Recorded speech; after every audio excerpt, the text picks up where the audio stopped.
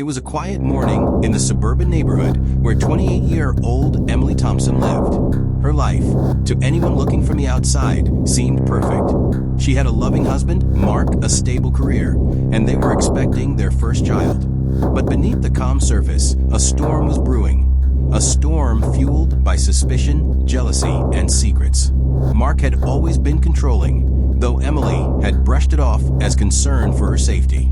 He questioned her about small things, where she went, who she spoke to, and why she spent extra time at work.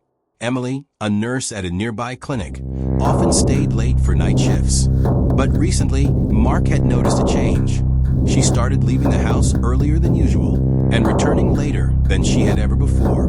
Calls went unanswered and explanations seemed vague. His insecurities began to spiral into something darker. Unbeknownst to Emily, Mark had started tracking her movements. He followed her discreetly, keeping his car at a distance, watching her every turn. It was during one of these silent observations that he discovered Emily had taken a part-time night job at a local home care agency, helping elderly patients in their homes. It was supposed to be temporary, a way to earn a little extra before the baby arrived, but Mark saw it as a betrayal. In his mind, she was hiding something from him, something that justified his growing paranoia.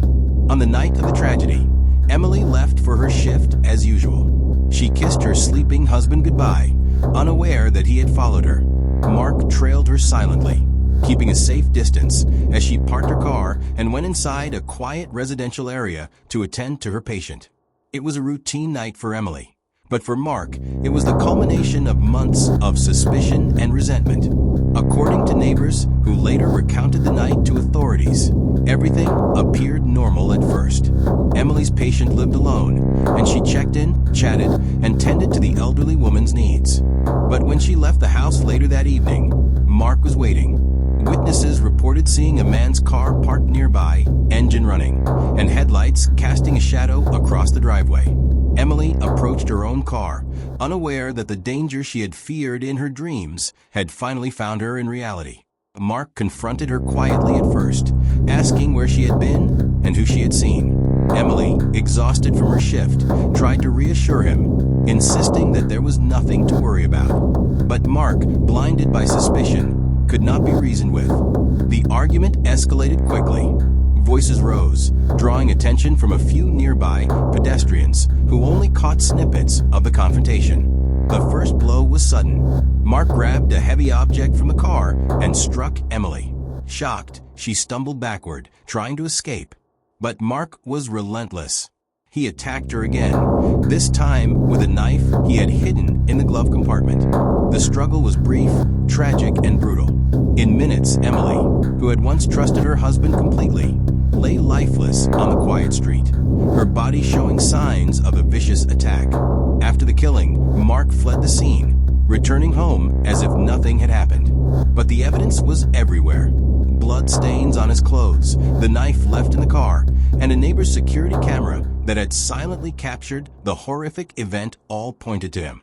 Within hours, law enforcement tracked him down, and he was arrested without resistance. In the days following Emily's death, investigators uncovered a chilling pattern. Mark had been obsessively tracking her phone, checking her messages, and recording her movements. Friends and family described him as a man who had seemed increasingly controlling, especially since learning of Emily's pregnancy. The expectation of a child, rather than bringing the couple closer, had only intensified his paranoia. The motive, as authorities reported, was a toxic mixture of jealousy and a delusional need for control. Mark could not bear the idea of Emily making independent choices, even minor ones like taking a part-time job to support their growing family.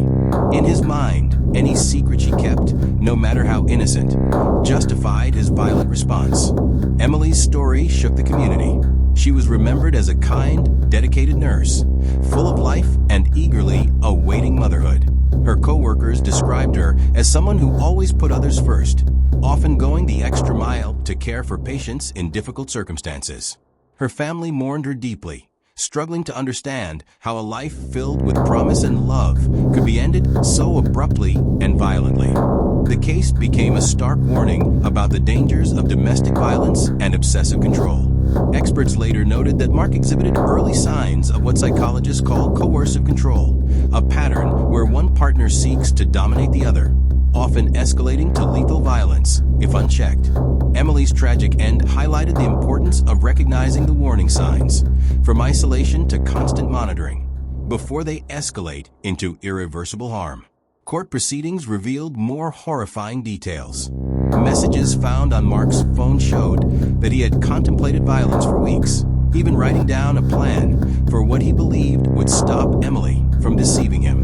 The defense argued insanity, citing Mark's obsession and paranoia, but prosecutors painted a stark picture of premeditated murder fueled by jealousy and control. Emily's family set up a memorial fund in her name, aiming to support victims of domestic abuse and raise awareness about the dangers of unchecked jealousy in relationships. Her friends continued her work in healthcare, honoring her dedication to caring for others, while keeping her memory alive through community events and charitable contributions.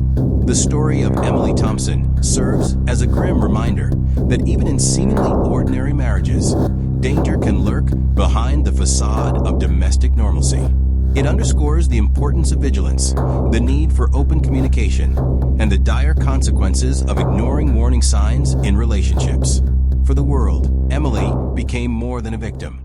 She became a symbol of resilience, a cautionary tale that encourages others to seek help, speak out against abuse, and value their own safety above the control of another. Her life, though tragically cut short, continues to inspire conversations about love, trust, and the deadly consequences when obsession overrides reason. As the community slowly healed, law enforcement and domestic violence advocates emphasized the importance of awareness and intervention. Emily's story, though tragic, sparked campaigns, seminars, and public talks, reminding everyone that no one should endure control or suspicion in silence. In the end, Emily Thompson's life was stolen by a man she once trusted completely. But her memory lives on through those she touched, and her story serves as a chilling reminder. Sometimes, the greatest dangers come not from strangers, but from the ones we love. Thank you for watching. Don't forget to like, comment, and subscribe for more content like this.